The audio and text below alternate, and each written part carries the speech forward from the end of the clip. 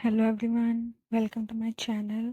हमारा आज का टॉपिक है डाइजेस्टिव सिस्टम में हिस्टोलॉजी ऑफ जीआई ट्रैक। हमने पिछले पार्ट में ईसोफेगस तक देख लिया था। आज हम स्टार्ट करेंगे histology of GI track. Alimentary canal wall. The wall of alimentary canal oesophagus से रेक्टम तक 4 लेयर्स की बनी होती हैं। इन लेयर्स का नाम है serosa, muscularis, submucosa, mucosa. Serosa outermost layer होती है और थिन मेसोथेलियम की बनी होती है। ठीक है, अब यहाँ पे मैं आपको पूरे जीआई ट्रैक्ट की एक साथ बता रही हूँ। आइए हम स्टार्ट करते हैं। ये देखिए, सबसे पहले मैंने बना लिया है ये oesophagus, stomach, duodenum, jejunum and इलम। ये सारा स्मॉल इंटेस्टाइन हो गया। आइए अब स्टार्ट करते हैं। सबसे पहले लेयर आ गई serosa, muscularis, submucosa and then mucosa. Mucosa हमारी फर्दर 3 लेयर्स में है। सबसे पहले है म्यूकोसा मस्कुलैरिस, फिर आती है लैमिनिया प्रोपरिया। लैमिनिया प्रोपरिया बड़ी होती है।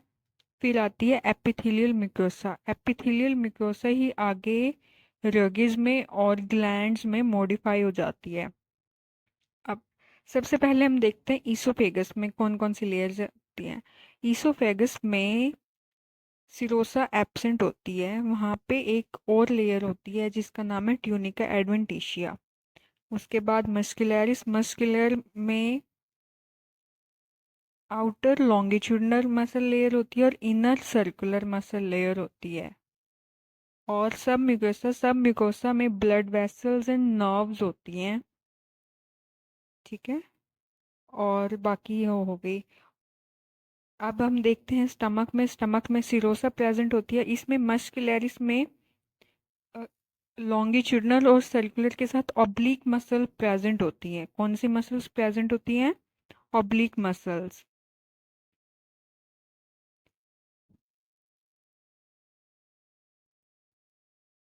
और स्टमक में जो एपिथेलियल म्यूकोसा है वो रगेज में मॉडिफाई हो जाते हैं।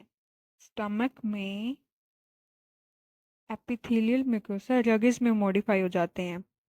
अब ड्यूडेनम, जेजुनम एंड इलियम, इनमें ग्लैंड्स प्रेजेंट होते हैं। इनमें ग्लैंड्स प्रेजेंट होते हैं। ठीक है, बाकी सब सेम है, इनमें ग्लैंड्स प्रेजेंट होते हैं। आइए अब हम ग्लैंड्स देख लेते हैं। स्टमक में होती है goblet gland and gastric glands. Gastric glands की डिटेल आगे आएंगी। और इंटेस्टाइन में एक सब म्यूकोसल ग्लैंड होती है जिसका नाम है ब्रूनर ग्लैंड। जिसका नाम है ब्रूनर ग्लैंड। देखिए, यहाँ से निकलती है और सब म्यूकोसा तक जाती है।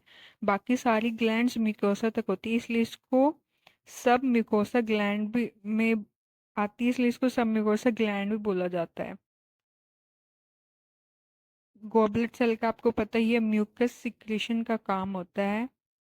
अब नेक्स्ट चीज़ की जो हमारी एपिथेलियल म्यूकोसा है वो इंटेस्टाइन में विली और माइक्रोविली में मॉडिफाई होती है, जो सरफेस इंक्रीज करने का काम करती है एब्जॉर्प्शन के लिए। अब यहाँ पे एक और ग्लैंड होती है क्रिप्ट ऑफ लेबरगन। क्रिप्ट ऑफ लेबरगन, ये देखिए यहाँ इसकी क्रिप्ट से निकलती है, इसलिए इसका नाम है क्रिप्ट ऑफ लेबरगन। इसके अराउंड में होते हैं पेनेट सेल। इसके अराउंड में होते हैं पेनेट सेल। और अदर इसमें प्रेजेंट होते हैं पेयर पैचेस जो लिम्फॉइड टिश्यू होते हैं।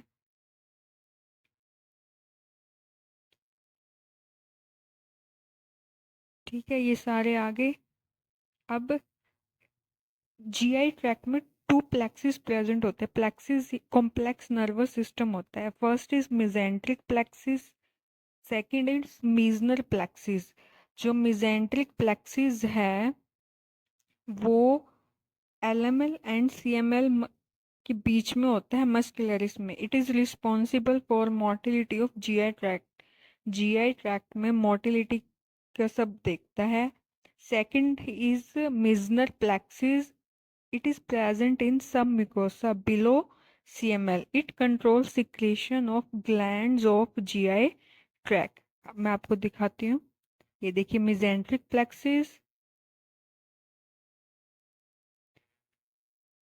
and this is mesenal plexus. I hope आपको ये समझ आ गया होगा, आपको डायग्राम क्लियर है। अच्छा, ये हमारा 4 लेयर्स होती है। 4 लेयर्स होती हैं। सबसे पहले, एक सेकेंड, 4 लेयर्स होती हैं। सबसे पहले आता है ल्यूमन। ल्यूमन के बाद फिर मिकोसा, सब मिकोसा, सब मिकोसा के बाद मस्कुलरिस, मस्कुलरिस, सिरोसा। यही बताया कि सिरोसा आउटर होती है, मिकोसा इंटरनल होती है। मस्कुलरिस में outer longitudinal, inner circular. I hope अभी आपको हिस्टोलॉजी ऑफ जीआई ट्रैक्ट सारा क्लियर हो गया होगा।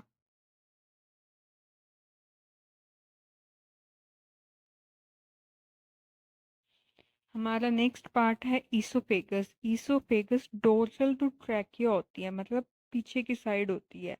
इसकी ओपनिंग गलेट होती है। अब जो ईसोफेगस है वो भी आगे 3 पार्ट्स में डिवाइड होती है। जो इसका स्टार्टिंग का 1/3 पार्ट है वो वॉलेंट्री मसल का होता है। उसके बाद का पार्ट वॉलेंट्री प्लस इनवॉलेंट्री होता है।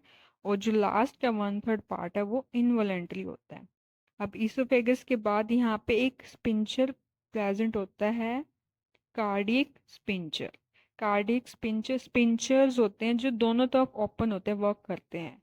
स्पिंचर और वॉल्व में यही डिफरेंस होता है। अगर आप लोगों को पता है स्पिंचर और वॉल्व का डिफरेंस तो आप प्लीज कमेंट्स में लिखिएगा। Oesophagus done. हमारा नेक्स्ट पार्ट है स्टमक। स्टमक एक जे शेप्ड ऑर्गन है। It is present left side below diagram. In human में 3 चैम्बर्ड होता है। ह्यूमन में 3 चैम्बर्ड होता है, cardiac, fundic, pyloric. Cardiac, fundic, pyloric. अब ये स्टमक का है स्ट्रक्चर। कार्डियक स्पिंचर होता है, फिर कार्डियक, फंडिक, पाइलोरस, पाइलोरिक, उसके बाद पाइलोरिक स्पिंचर प्रेजेंट होता है।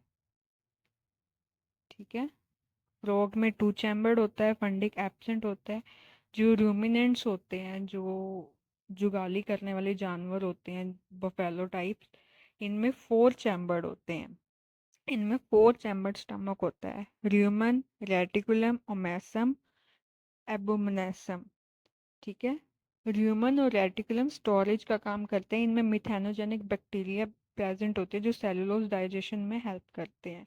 जो लास्ट पार्ट है वो ट्रू स्टमक होता है और वहाँ पे गैस्ट्रिक ग्लैंड्स प्रेजेंट होते हैं।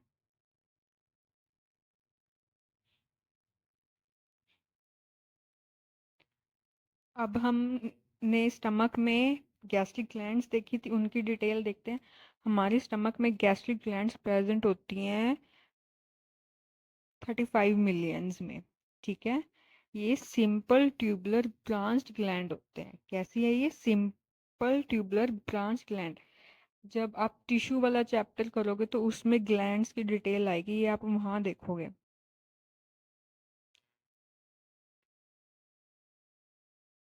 सबसे पहले यहाँ पे स्टार्टिंग के नेक रीजन में म्यूकस नेक सेल प्रेजेंट होते हैं, जिनको गॉबलेट सेल बोलते हैं, जो म्यूकस सिक्रीट करते हैं। ठीक है। फर्स्ट हो गया mucous neck cell. Second is parietal cell. Parietal cell और ऑक्जेंटिक सेल। पेराइटल सेल और एक्जेंटिक सेल, इनके 2 काम है। फर्स्ट इज एचसीएल को रिलीज करना, second is Castle intrinsic factor को रिलीज करना। एचसीएल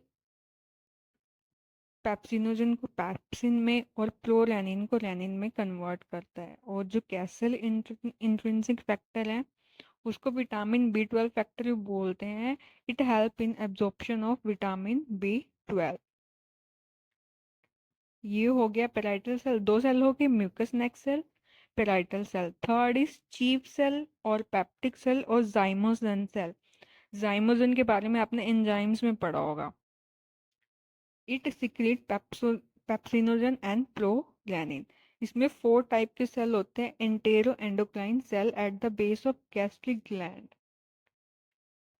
एंटेरो एंडोक्राइन सेल ये फर्दर होते हैं अर्जेंटेफिन सेल जो सेरोटोनिन रिलीज करते हैं. और जी सेल्स होते हैं गैस्ट्रिन लोकल हार्मोन होता है जो गैस्ट्रिक ग्लैंड को स्टिमुलेट करता है to produce more gastric juice. ठीक है. नेक्स्ट वीडियो में हम लीवर और पैनक्रियास करेंगे. ये बेसिक हो गया हमारा basis of histology of GI tract. और 2 पार्ट्स रहते थे हमारे डाइजेस्टिव सिस्टम में, इसोफेगस एंड स्टमक. आगे की वीडियो में हम जो ग्लैंड्स रहेगी वो करेंगे लीवर पैनक्रियास और उसके बाद मैकेनिज्म ऑफ डाइजेशन देखेंगे. लिपिड्स कार्बोहाइड्रेट्स प्रोटीन सारे कैसे डाइजेस्ट होते हैं फिर कैसे एब्जॉर्ब और एसिमिलेट होते हैं.